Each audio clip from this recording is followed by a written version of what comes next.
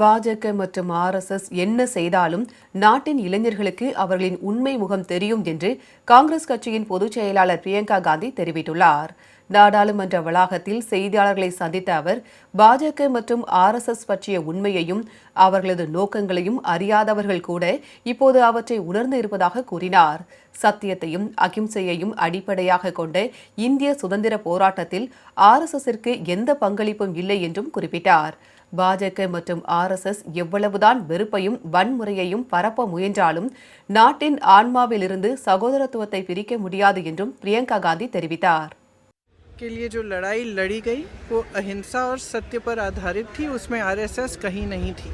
पूरे देश को असलियत मालूम है. முன்னதாக நாடாளுமன்ற வளாகத்தில் நடைபெற்ற இந்தியா கூட்டணி எம்பிக்களின் போராட்டத்தில் கலந்து கொண்ட காங்கிரஸ் கட்சியின் பொதுச் செயலாளர் கே.சி. வேணுகோபால் செய்தியாளர்களை சந்தித்தார்.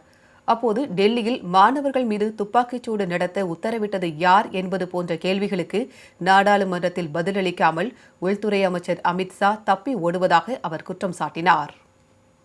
Yes, we saw the banner hours.